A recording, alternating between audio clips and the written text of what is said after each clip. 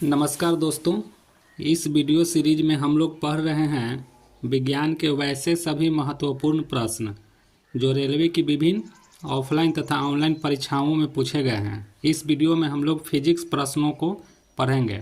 अगर आप इस वीडियो में नए हैं तो कृपया इस चैनल को सब्सक्राइब कर लें तथा प्लेलिस्ट में जाकर विज्ञान के और भी कई प्रश्नों के वीडियो हैं उन्हें भी देखें। अगर वीडियो अच्छा लगे तो लाइक करें, अपने सुझाव कमेंट करें और चैनल को सब्सक्राइब जरूर करें। इस वीडियो में हम लोग ग्रुप डी की ऑनलाइन परीक्षा जो कि 2018 में हुई थी, उस परीक्षा से संबंधित हम फिजिक्स के प्रश्नों को देखेंगे। इसे पढ़कर आप प्रैक्टिस करें ताकि अभी जो आने वाली ग्रुप डी की परीक्षा है उसकी तैयारी में मदद मिले। पहला प्रश्न है, 50 किलोग्राम भार का एक लड़का, यानी कि द्रव्यमान दे रखा है, भार दे रखा है 50 केजी, 45 चरण की सीढ़ी 9 सेकंड में चढ़ जाता है। समय कितना लगा चढ़ने में? 9 सेकंड। यदि प्रत्येक चरण की ऊंचाई 15 सेंटीमीटर है तो उसकी शक्ति का पता लगाएं।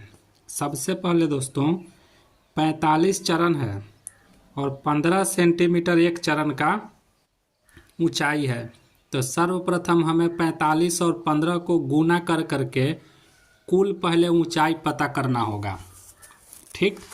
और उतनी ऊंचाई को चलने में 9 सेकंड का समय लग रहा है। इसी पर सबसे पहले हम लोग विचार करेंगे, तब हमें पता चलेगा कि उसकी शक्ति कितनी है। चलिए इसकी व्याख्या देखिए। प्रश्न में लड़के द्वारा तय की गई ऊंचाई 45 सीढ़ी थी और 15 सेंटीमीटर का एक चरण था, तो 45-15 को गुना किए तो 675 सेंटीमीटर आया। इसे हम मीटर में चेंज कर लिए तो ऊंचाई हो गई मेरी 6.75 मीटर। अब देखिए लड़के का भार यानी कि mg कितना हो जाएगा? तो द्रव्यमान था लड़का का 50 और हम g से गुना कर देते हैं, यानी कि हमारा जो स्मॉल g का मान है वह 10 मान करके गुना करते हैं तो 500 न्यूटन आता है। तो लड़के का भार हो गया 500 न्यूटन। अब अगला स्टेप, लड़के द्वारा अपने भार के कारण 500 न्यूटन का बल लगाकर 6.75 मीटर ऊपर चढ़ने में किया गया कार्य। तो कार्य बराबर आप अच्छा से जानते हैं बल गुने विस्थापन। तो बल निकल गया उसको, यानी लड़के का जो भार था वो बल निकल गया 500 न्यूटन और विस्थापन अर्थात कितनी ऊंचाई पर चढ़ा है 6.75। इन दोनों को हम गुना करके हम कार्य का मात्रा निकालेंगे। तो गुना करने पे हमारा कार्य निकल चुका है 500 गुने 6.75। तो शक्ति का फॉर्मूला आप अच्छे से जानते हैं, शक्ति बराबर कार्य बटा समय। तो यहाँ पर हम कार्य का वैल्यू रख देंगे 500 गुने 6.75 और समय लगा था 9 सेकंड। याद कीजिए प्रश्न में 9 सेकंड का समय लगा था, तो हम इसे कैलकुलेट करेंगे तो 375 वाट की शक्ति आती है। अतः लड़के द्वारा प्रयुक्त शक्ति 375 वाट है। फिर से प्रश्न की ओर देखिए। आप इस तरह के प्रश्नों को जरूर प्रैक्टिस करें। ग्रुप डी के एग्जाम हो या CBT 2 देने वाले जो छात्र हैं उनमें भी इस तरह के प्रश्न पूछे जाएंगे।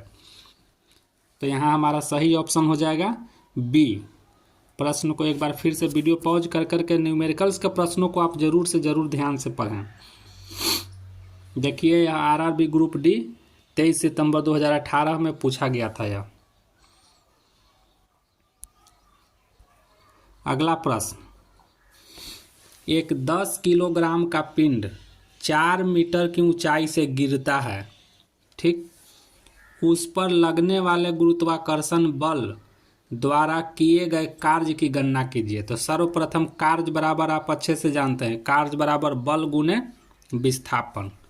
तो हमें यहाँ पर विस्थापन तो हमारा 4 मीटर की ऊंचाई हो जाएगी, ठीक, लेकिन बल का मान ज्ञात करना होगा और बल का मान प्रश्न में नहीं दे रखा है।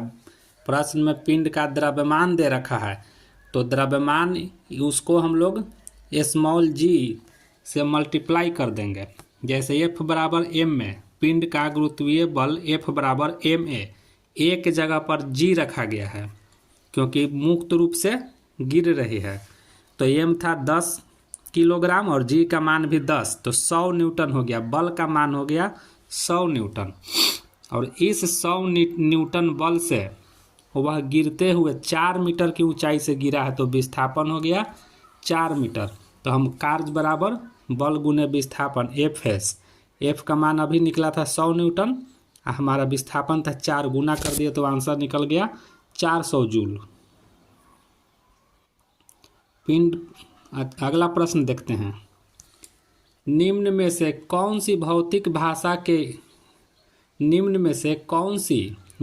भाषा किए गए कार्य की गति को मापती है? तो कार्य करने की जो गति है उसे मापता है शक्ति, अर्थात यह शक्ति की परिभाषा दे रखा है। दोस्तों ध्यान से देखिए, हम लोग शक्ति के बारे में जानते हैं कि कार्य करने की क्षमता को शक्ति कहते हैं।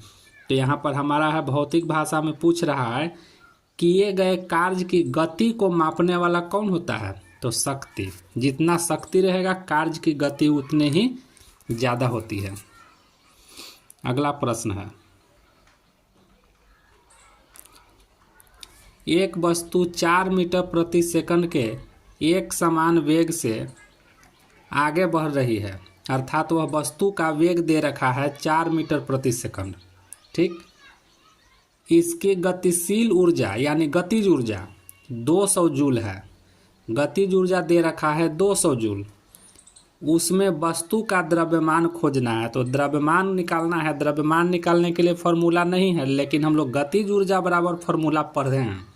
तो गतिज ऊर्जा बराबर हाफ mv², जिसमें से m का मान ज्ञात करना है, गतिज ऊर्जा दे रखा है, v का मान दे रखा है। तो इसी फॉर्मूला में सेट करके इधर उधर कर देंगे तो हमारा निकल जाएगा। चलिए इसकी व्याख्या देखते हैं। वस्तु का वेग दे रखा है 4 मीटर प्रति सेकंड। वस्तु की गतिज ऊर्जा 120 जूल, प्रश्न में दोनों दे रखे हैं। गतिज ऊर्जा बराबर 1/2 mv² हम लोग जानते हैं। तो इसी फॉर्मूला का प्रयोग करके m का मान देखिए हम लोग को ज्ञात किया गया है।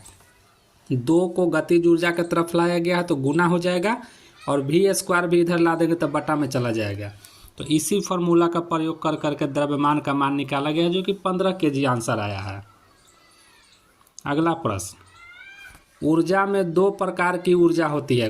4 ऑप्शन हैं, चारों ऑप्शन में कौन ऐसा ऑप्शन है जिसमें 2 ऊर्जाएं होती है? तो आप समझ लीजिए, यांत्रिक ऊर्जा जो डी आंसर है, इसमें 2 ऊर्जा होती है।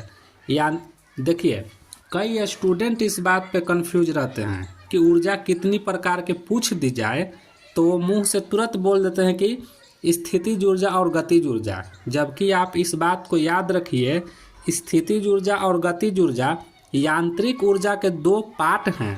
अर्थात यांत्रिक ऊर्जा 2 तरह के होते हैं, एक स्थितिज ऊर्जा और एक गतिज ऊर्जा। ठीक, तो हमारा सही आंसर डी। इसके दोनों पार्ट कौन कौन हो जाएंगे? स्थितिज ऊर्जा और गतिज ऊर्जा। इसकी व्याख्या देख लीजिएगा आप लोग। अगला प्रश्न है, यदि एक हवाई जहाज 4000 मीटर की दूरी तय करता है और किया गया कार्य 20,000 जूल है तो बल ज्ञात करना है। कितना आसान क्वेश्चन है, बस एक फॉर्मूला में सेट होगा। देखिए, कार्य बराबर बल गुने विस्थापन। कार्य दे रखा था 20,000 जूल, विस्थापन दे रखा था 4000, दोनों प्रश्न में दे रखे थे। बस बल का मान ज्ञात कर देना। तो इसी फॉर्मूला का प्रयोग कर करके कार्य बराबर बल गुने विस्थापन, और यहाँ से हम बल बराबर कार्य बटा विस्थापन कर देंगे तो मेरा आंसर निकल जाएगा 5 न्यूटन। अगला प्रश्न, जब 100 न्यूटन का एक बल 50 केजी द्रव्यमान की एक वस्तु पर लगाया जाता है। देखिए ध्यान से, बल का मान दे रखा है 100 न्यूटन और द्रव्यमान दिया गया है 50 किलो, तो उत्पन्न होने वाली त्वरण की गणना कीजिए। कितना आसान क्वेश्चन है। F बराबर ma फॉर्मूला पर सेट हो जाएगा। F का मान दे रखा है, m का मान दे रखा है, a का मान ज्ञात करना है। चलिए इसे बनाते हैं। F बराबर दे रखा है 100 न्यूटन, द्रव्यमान 50 kg दे रखा है, तो हम लोग न्यूटन के द्वितीय नियम वाले फार्मूला बल बराबर द्रव्यमान गुने विस्थापन, यहाँ से हम लोग त्वरण बराबर बल बटा द्रव्यमान कर देंगे। 1 सेकंड में आंसर निकलेगा। 100/50 2 मीटर प्रति सेकंड स्क्वायर मेरा त्वरण सही आंसर निकल जाएगा। अगला प्रश्न, उस भौतिक मात्रा का नाम बताएं जो बल और वेग के गुणनफल के बराबर होता है। तो बल और वेग के गुणनफल के बराबर इसमें हो जाएगा सही आंसर डी, शक्ति।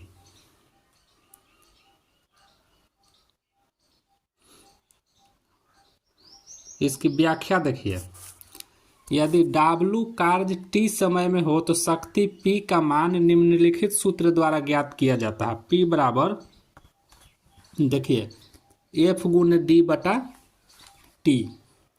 इसको आप व्याख्या को अच्छे से आप लोग देख लीजिएगा। ऐसे आप लोग एक लाइन में याद रखिए, बल और वेग के गुणनफल से हमें शक्ति की मात्रा पता चलता है, शक्ति के बारे में पता चलता है। कई बार पूछ दिया जाएगा कि बल और वेग के गुणनफल से कौन सी राशि प्राप्त होगी, तो शक्ति प्राप्त होगी। अगला प्रश्न, निम्नलिखित में से कौन सा किए गए कार्य का उदाहरण नहीं, मतलब कार्य का उदाहरण नहीं है। पहला, लड़के का कमरे में दीवार को धक्का देना, यह कोई कार्य नहीं होने वाला। क्यों? क्योंकि कार्य होने के लिए बल के साथ साथ बल की दिशा में विस्थापन होना जरूरी है। ठीक, यह लड़का दीवार पर धक्का दे रहा है लेकिन विस्थापन नहीं होने वाला है। बल तो लगा दिया लेकिन दीवार का विस्थापन थोड़े होगा। ऐसी स्थिति में कार्य नहीं माना जाएगा। इसका ऑप्शन एक ही हो जाएगा, पहला। व्याख्या आप लोग देख लीजिएगा। अगला प्रश्न, 15 किलोग्राम द्रव्यमान का पिंड 5 मीटर प्रति सेकंड स्क्वायर की गति से गतिमान है, तो उस पर कार्यान्वित बल का मान ज्ञात कीजिए। कितना आसान है, F बराबर ma 15 गुने 5। सही आंसर डी, 75 न्यूटन। इसकी व्याख्या भी आप लोग देख लीजिएगा। अगला प्रश्न है, निम्नलिखित में से कौन सी ऊर्जा सदैव धनात्मक होती है। गतिज ऊर्जा सदैव धनात्मक होती है दोस्तों, ये बात याद रखिएगा। बाकी स्थितिज ऊर्जा ये सब कभी कभी ऋणात्मक हो सकती है, लेकिन गतिज ऊर्जा हमेशा धनात्मक होती है।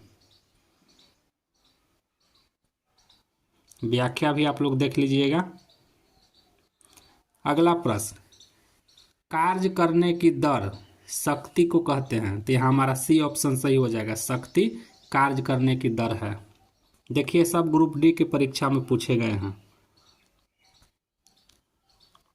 अगला प्रश्न है, 70 किलोग्राम द्रव्यमान को उठाने में 9800 जूल ऊर्जा व्यय की गई। द्रव्यमान दे रखा है 70 किलो, ऊर्जा दे रखा है 9800। द्रव्यमान को कितनी ऊंचाई तक उठाया गया था, मतलब विस्थापन की मान बताइए। चलिए इसकी व्याख्या पढ़िए।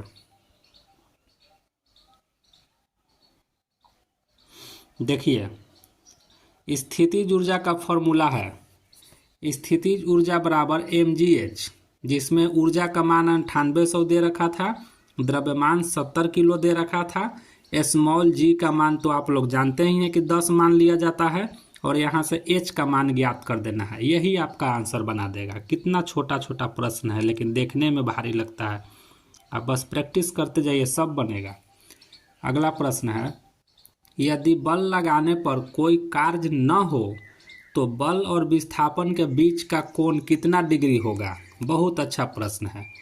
बल लगा रहे हैं और विस्थापन, बल लगा रहे हैं और बल और विस्थापन के बीच का कोण अगर 90 डिग्री हो जाए तो वहाँ पर कोई कार्य नहीं माना जाएगा। कैसे, तो मैं आपको एक लाइन में समझा रहा हूँ। कार्य बराबर बल गुने विस्थापन, और बल और विस्थापन के बीच के कोण थीटा को लेकर करके उसमें cos थीटा लगाया जाता है। यानी कुल मिला के कहें तो कार्य बराबर F S cos थीटा होता है। F का मान बल, S का मान विस्थापन, और cos थीटा में थीटा के जगह अगर 90 डिग्री रख दिया जाए तो cos 90 डिग्री का मान 0 हो जाएगा, तो पूरा कैलकुलेशन को यह 0 बना देगा। इस अवस्था में यानी थीटा का मान जब 0 डिग्री हो जाएगा, इस अवस्था में हम लोग कहेंगे कि कोई कार्य नहीं हुआ है। ठीक, इसकी व्याख्या आप लोग देख लीजिए। देखिए W बराबर F D cos theta, F का मान कितना भी रहे, डी का मान कितना भी दे रखा है, लेकिन एफ और डी के बीच जो थीटा है वह 90 डिग्री अगर कर दिया जाए तो कॉस 90 का मान 0 होगा, तो सबको गुना करके W बराबर 0 आंसर ला देगा, यानी थीटा बराबर हमारा 90 डिग्री होगा। अगला प्रश्न, पहाड़ से लुढ़कती हुई वस्तु में कौन सी ऊर्जा है? गतिज ऊर्जा और स्थितिज ऊर्जा दोनों है। यहाँ ध्यान से देखिए, पहाड़ से लुढ़कती हुई वस्तु में गतिज ऊर्जा भी होती है, स्थितिज ऊर्जा भी होती है, लेकिन इसको समझने का प्रयास करिए। सबसे पहले जब वस्तु पहाड़ पर थी तो उसमें स्थितिज ऊर्जा थी, जब वह लुढ़कना शुरू हो गया तो उसके अंदर की जो स्थितिज ऊर्जा है वह गतिज ऊर्जा में बदलना शुरू हो गया है। इस चीज़ को समझिए, गतिज ऊर्जा में बदलना शुरू हो गया है, यानी जब तक उसमें स्थितिज ऊर्जा रहेगी तब तक वह वस्तु गतिज ऊर्जा में बदलती रहेगी, यानी वह वस्तु लुढ़कती रहेगी। इसी वजह से उसमें दोनों ऊर्जा माना जाएगा। क्यों? वस्तु में अगर स्थितिज ऊर्जा नहीं होती तो वह लुढ़कता ही नहीं, और लुढ़क रहा है तो उसमें गतिज ऊर्जा भी है। अतः लुढ़कती हुई वस्तु में गतिज ऊर्जा और स्थितिज ऊर्जा दोनों होती है, और हम ये कह सकते हैं कि उसकी स्थितिज ऊर्जा धीरे धीरे धीरे धीरे गतिज ऊर्जा में बदलते जा रही है। ठीक, ऐसे भी आप याद रखिए, पहाड़ से लुढ़कती हुई वस्तु अगर उसमें स्थितिज ऊर्जा नहीं है तो वह लुढ़केगा ही नहीं। इसकी व्याख्या आप लोग पढ़ लीजिएगा। अगला प्रश्न है, 750 वाट की एक विद्युत मशीन यानी वॉशिंग मशीन है, उपयोग 4 घंटा प्रतिदिन के लिए किया जाता है। एक दिन में मशीन द्वारा उपभोग की गई ऊर्जा कितनी होगी? ये तो बहुत आसान है, 750 में 4 से गुना कर दीजिए। एक ही दिन की बात पूछ रहा है तो हमें एक दिन से गुना करना है, यानी 750 गुने 4 गुने 1, कितना आंसर निकलता है देख लीजिएगा। जो आंसर निकलेगा उसमें आप लोग जो भी हो आप उसकी व्याख्या देख लीजिएगा। अगला प्रश्न, यदि 50 वाट का बल्ब 1000 जूल की ऊर्जा का उपभोग करता है तो बल्ब द्वारा लिया गया समय, इसकी आप लोग व्याख्या देखिए, बहुत ही आसानी से बनेगा। समय बराबर व्यय ऊर्जा बटा शक्ति, इस फॉर्मूले को आप रट जाइए। टी बराबर व्यय ऊर्जा बटा शक्ति। कैसे? तो आप लोग शक्ति बराबर ऊर्जा बटा समय जानते हैं, उसी को उलट फेर करके टी बराबर ऊर्जा बटा शक्ति किया हुआ है। ऊर्जा दे रखा था 1000 जूल और शक्ति है 50 वाट, तो समय निकल जाएगा यहाँ से। अगला प्रश्न है, पिंड ए जिसका द्रव्यमान 2 kg और पिंड बी जिसका द्रव्यमान 3 kg एक दूसरे की ओर 4 मीटर प्रति सेकंड और 2 मीटर प्रति सेकंड से बढ़ रहे हैं, एक दूसरे से टक्कर के समय प्रत्यास्थ संघटक होगा। जब टक्कर होगा उसमें क्या स्थिति बनेगी? तो दोनों के विपरीत दिशाएं में होगा। कैसे? तो दोनों एक दूसरे के सामने आमने सामने टकरा रहे हैं, तो दोनों टकराने के बाद एक दूसरे से विपरीत दिशा में भागने लगेंगे। जैसे उत्तर से कोई आ रहा है गाड़ी और दक्षिण से कोई आ रहा है, दोनों आमने सामने टकराएगा तो उत्तर वाला उत्तर की ओर ही रिटर्न भागेगा, दक्षिण वाला दक्षिण की ओर ही रिटर्न भागेगा, यानी विपरीत दिशा में दोनों हो जाएंगे।